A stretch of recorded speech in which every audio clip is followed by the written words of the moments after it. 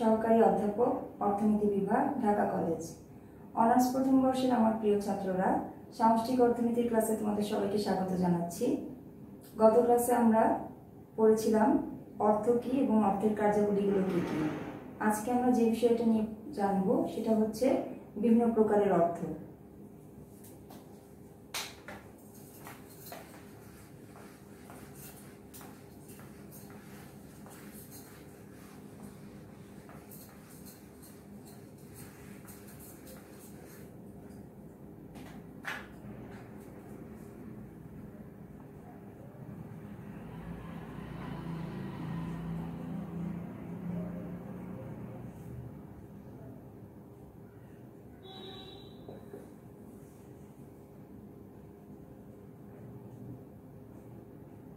Different kinds of money.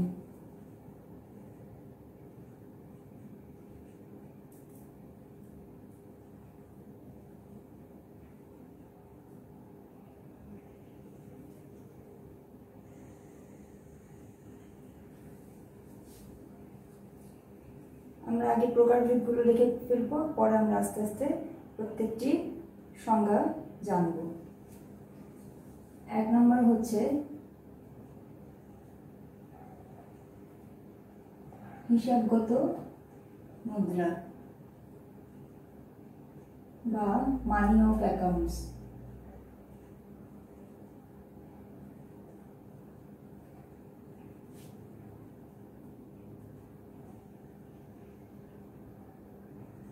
দুই নম্বর হচ্ছে প্রকৃত মুদ্রা বা অ্যাকচুয়াল মানি।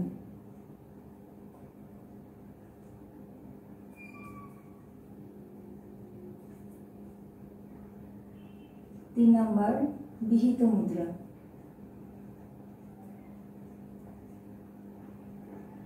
বা লিগ্যাল মানি।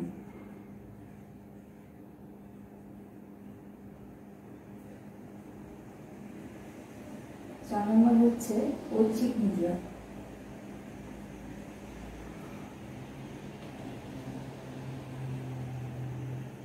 বা অপশনাল মানি।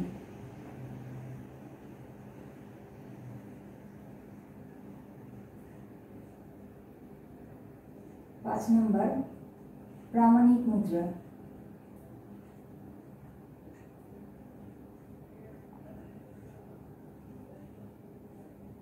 বা স্ট্যান্ডার্ড মানি।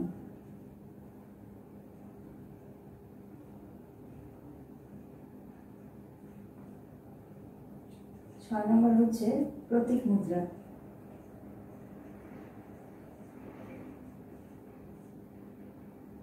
বা টোকেন মানি।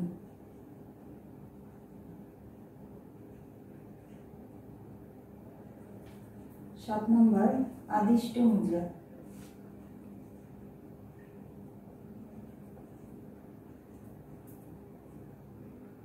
বা ফেট মানি।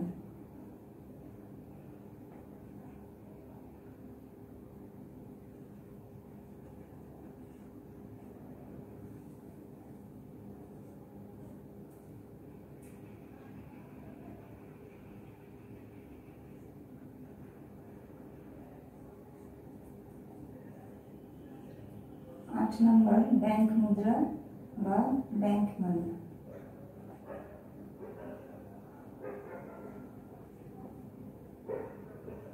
নয় নম্বর প্রাইম মুদ্রা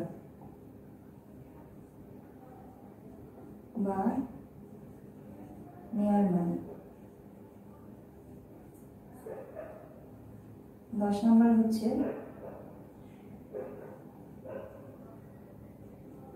উচ্চ ক্ষমতা সম্পন্ন বা শক্তিশালী মুদ্রা।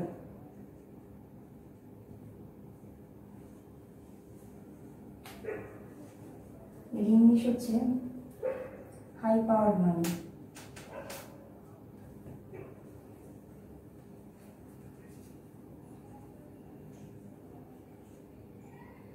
বা মনিটারি বেস।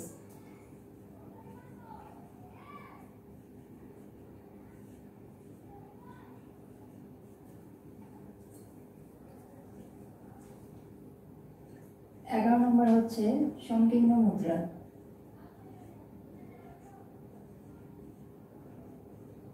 বা ন্যারো মানি।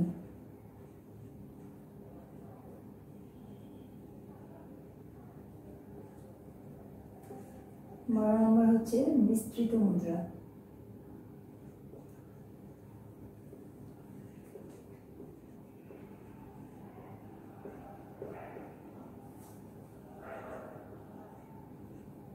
বা ব্রড মানি।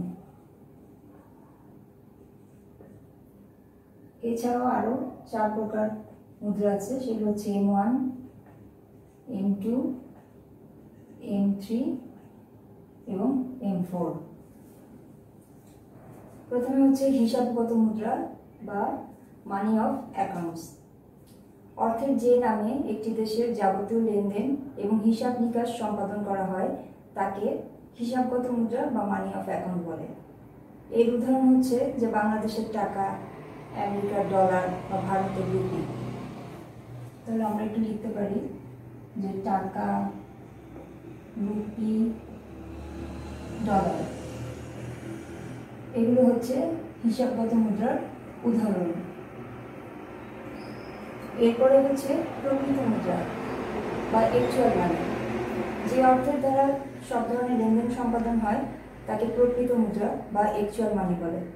এর উদাহরণ হচ্ছে 1 টাকা থেকে 1000 টাকা পর্যন্ত যত ধরনের ধাতব মুদ্রা এবং কাগজি নোট প্রচলিত আছে সবগুলো। অর্থাৎ 1 থেকে 1000 টাকা পর্যন্ত প্রচলিত সকল ধাতব মুদ্রা ও কাগজি নোট।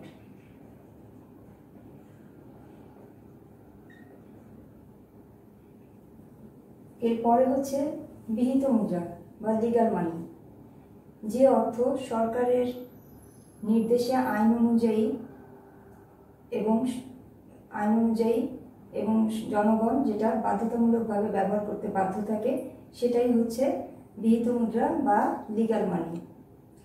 এর উদাহরণটাও হচ্ছে একই, যে 1 টাকা থেকে 1000 টাকা পর্যন্ত যত ধরনের ধাতব মুদ্রা এবং কাগজি নোট প্রচলিত আছে এই সবগুলোই হচ্ছে বিহিত মুদ্রা।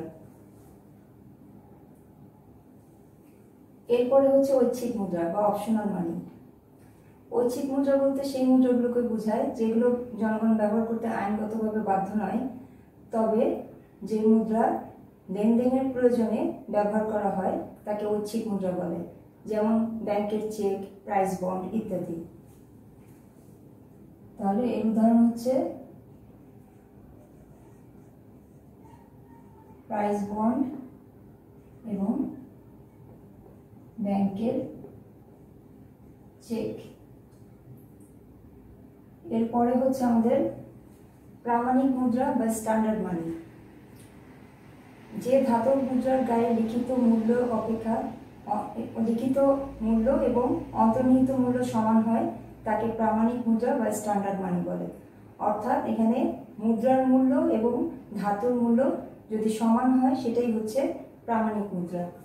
তাহলে আমরা লিখতে পারি যে এই ধরনের মুদ্রা হতে হলে মুদ্রার মূল্য সমান হবে ধাতুর মূল্য।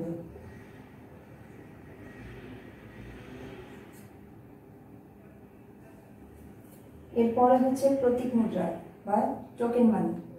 টোকেন মানি হচ্ছে যে ধাতব মুদ্রার গায়ে লিখিত মূল্য এর অন্তর্নিহিত মূল্যের চেয়ে যদি কম হয় তাহলে সেটা হচ্ছে প্রতীক মুদ্রা বা টোকেন মানি।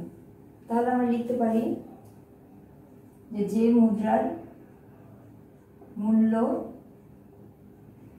লেস দেন ধাতুর মূল্য সেটা হচ্ছে প্রতীক মুদ্রা বা টোকেন মানি। এরপরে হচ্ছে আদিষ্ট মুদ্রা। সরকারের নির্বাহী আদেশে যে মুদ্রা প্রচলিত তাকেই আদিষ্ট মুদ্রা বলে এবং এই মুদ্রা জনগণ ব্যবহার করতে বাধ্য, কিন্তু এই মুদ্রার নিজস্ব কোনো দাম নেই, অর্থাৎ নিজস্ব কোনো মূল্য নেই। আমরা দেখি যে আমাদের যে কাগজের নোটগুলো আছে এই নোটগুলো কাগজের টুকরো হিসেবে এর কিন্তু কোনো নিজস্ব মূল্য নেই, কিন্তু যখন সরকারি নির্দেশে এটার উপর মূল্য ধার্য করা হচ্ছে তখন কিন্তু আমরা সেটাকে সেভাবে মূল্যায়ন করছি। তাহলে আমরা লিখতে পারি যে আদিষ্ট মুদ্রার উদাহরণ হচ্ছে প্রচলিত সকল কাগজের নোট।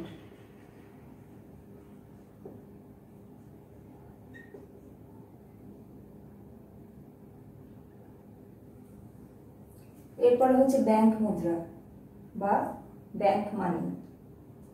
ব্যাংক তার নিজস্ব লেনদেনের মাধ্যম সৃষ্টি করার জন্য যে ঋণপত্রগুলো চালু করে তাকে ব্যাংক মুদ্রা বা ব্যাংক মানি বলে, যেমন ব্যাংকের চেক, তারপর পে অর্ডার, ব্যাংক ড্রাফট ইত্যাদি।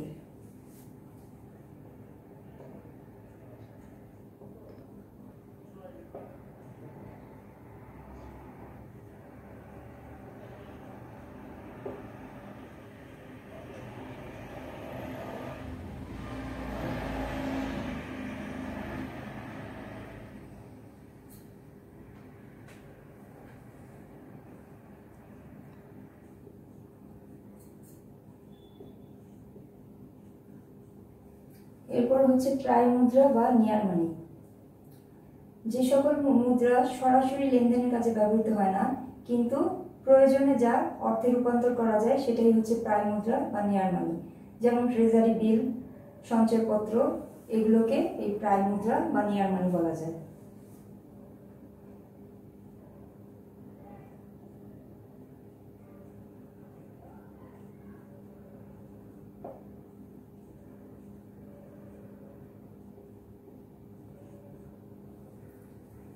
এখন ট্রেজারি বিলটা কি? ট্রেজারি বিল হচ্ছে সরকারের স্বল্পমেয়াদী শর্তহীন এক ধরনের ঋণপত্র, যার মাধ্যমে সরকার স্বল্পকালীন বাজেট মোকাবেলা বা যে কোনো প্রয়োজনে এই ধরনের ঋণপত্র ইস্যু করে এবং বিক্রয় করে, এবং বিক্রয়ের মাধ্যমে সরকার ঋণ সংগ্রহ করে। আর সঞ্চয়পত্রটা হচ্ছে জাতীয় সঞ্চয় অধিদপ্তরের মাধ্যমে সরকার জনগণকে সঞ্চয়ে উৎসাহিত করার জন্য এই ধরনের ঋণপত্র ছাড়ে এবং এর এগেনস্টে জনগণ একটা নির্দিষ্ট সময় পর পর ইন্টারেস্ট পেয়ে থাকে। এরপরে হচ্ছে উচ্চ ক্ষমতা সম্পন্ন বা শক্তিশালী মুদ্রা, যেটাকে ইংলিশে বলা হচ্ছে হাই পাওয়ার মানি বা মনিটারি বেস। এই জিনিসটা খুব ইম্পর্টেন্ট তোমাদের জন্য, কারণ এটা তোমাদের অর্থগণনা করতে গেলেও তোমাদের এই মানিটার সম্পর্কে জানতে হবে। তাহলে এখন আমরা আসি যে উচ্চ ক্ষমতা সম্পন্ন বা শক্তিশালী মুদ্রা কি। যে অর্থ মধ্যে প্রচলিত সকল মুদ্রা এবং কেন্দ্রীয় ব্যাংকে বাণিজ্যিক ব্যাংকগুলো যে রিজার্ভ রাখে তার সমষ্টি অন্তর্ভুক্ত থাকে তাকে শক্তিশালী মুদ্রা বা উচ্চ ক্ষমতা সম্পন্ন মুদ্রা বলে, যার ইংলিশ হচ্ছে হাই পাওয়ার মানি বা মনিটারি বেস।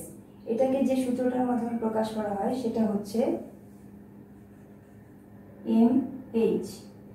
হাই পাওয়ার মানিকে MH দ্বারা প্রকাশ করা হয় এবং এটা ইকুয়াল টু হচ্ছে CU প্লাস R।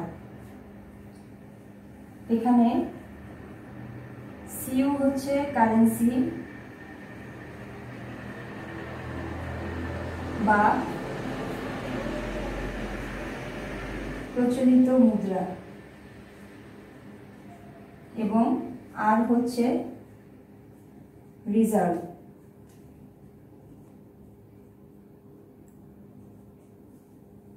এই রিজার্ভটা হচ্ছে যে বাণিজ্যিক ব্যাংকগুলো কেন্দ্রীয় ব্যাংকে যে টাকাটা রিজার্ভ হিসেবে রাখে সেটা। এরপরে হচ্ছে আমাদের সংকীর্ণ মুদ্রা বা ন্যারো মানি। সংকীর্ণ মুদ্রা বা ন্যারো মানি বলতে বোঝাচ্ছে সেই মুদ্রা, অর্থাৎ প্রচলিত সকল মুদ্রা এবং বাণিজ্যিক ব্যাংকগুলোর যে চাহিদা আমানত আছে তার সমষ্টিকে বলা হয় সংকীর্ণ মুদ্রা। সংকীর্ণ মুদ্রাকে আমরা যে সূত্রটার মাধ্যমে লিখতে পারি সেটি হচ্ছে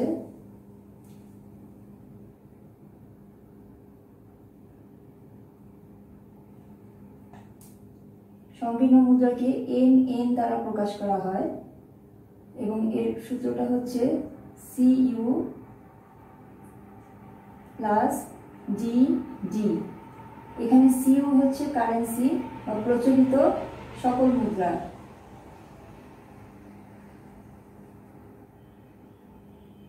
এবং DD হচ্ছে চাহিদা আমানত।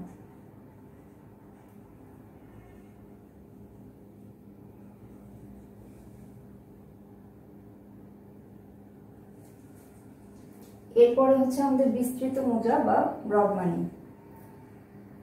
বিস্তৃত মুদ্রা বলতে প্রচলিত সকল মুদ্রা প্লাস মেয়াদি যত আমানত আছে এবং এছাড়া অন্যান্য যে আর্থিক সম্পদ আছে এই সব কিছু সমষ্টিকে বোঝায় বিস্তৃত মুদ্রা। এটিকে যে সূত্রের মাধ্যমে প্রকাশ করা হয় সেটি হচ্ছে MB = CU plus DD plus TD plus MW। এখানে MB হচ্ছে বিস্তৃত মুদ্রা এবং CU হচ্ছে কারেন্সি বা প্রচলিত সকল মুদ্রা।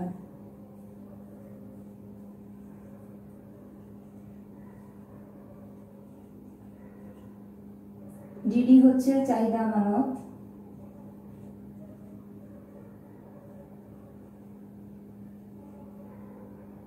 TD হচ্ছে মেয়াদি আমানত,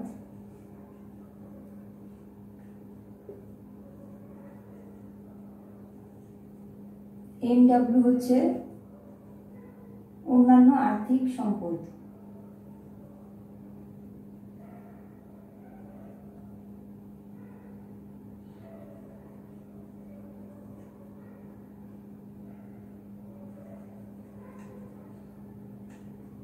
এই আর্থিক সম্পদের মধ্যে আমি আগেই বলেছি যে সঞ্চয়পত্র থাকবে, ট্রেজারি বিল থাকবে, তারপর শেয়ার, বন্ড, এসব কিছুই এই আর্থিক সম্পদের মধ্যে থাকবে এবং এই কারেন্সি, চাহিদা আমানত, মেয়াদি আমানত এবং অন্যান্য যে আর্থিক সম্পদ এই সবগুলোর সমষ্টি নিয়েই হচ্ছে আমাদের বিস্তৃত মুদ্রা। এছাড়াও অর্থের 4টা প্রকার আছে, সেগুলো হচ্ছে M1, M2, M3, M4। এগুলো আসলে অর্থের যোগানের উপাদান, অর্থাৎ এই M1, M2, M3, M4 মিলেই হচ্ছে অর্থের যোগান। তাহলে M1 কি? M1 হচ্ছে একটি নির্দিষ্ট সময়ে দেশে প্রচলিত সকল মুদ্রা এবং চাহিদা আমানতের সমষ্টি। তাহলে M1 কে যে সূত্রের মাধ্যমে প্রকাশ করা হয় সেটি হচ্ছে M1 = CU প্লাস DD। এখানে CU হচ্ছে কারেন্সি বা প্রচলিত সকল মুদ্রা। এখানে আমি মুদ্রা বললেও এখানে শুধু মুদ্রা না, অর্থাৎ এখানে কিন্তু মুদ্রা বলতে টাকাকেও বোঝাচ্ছে, অর্থাৎ যত ধাতব মুদ্রা আছে প্লাস কাগজি নোট আছে সব কিছুকেই এই শব্দটা দিয়ে বোঝানো হচ্ছে। এরপরে হচ্ছে M2। M2 হচ্ছে M1 প্লাস স্বল্প মেয়াদি যে আমানত আছে এর মাধ্যমে অর্থের যোগানকে নির্ণয় করা হয়। তাহলে M2 = আমরা লিখতে পারি M2 হচ্ছে M1 প্লাস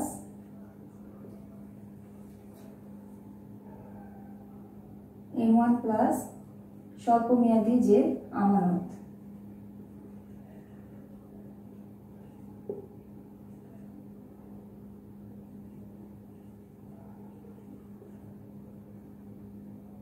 এটাকে প্রকাশ করা হচ্ছে DS দিয়ে। তাহলে M2 = M1 প্লাস DS, অর্থাৎ এর মাধ্যমে অর্থের যোগানকে নির্ণয় করা হচ্ছে। আর M3 হচ্ছে M2 প্লাস দীর্ঘমেয়াদী যে আমানতগুলো আছে সেগুলোর সমষ্টি। M2 প্লাস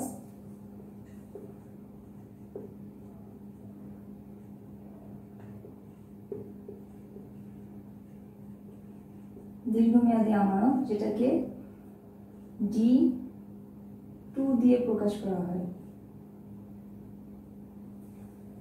অর্থাৎ M3 হচ্ছে M2 প্লাস D2 এই দুটোর যোগফল। এরপরে আসছে আমার M4। M4টা কি? M4 হচ্ছে M3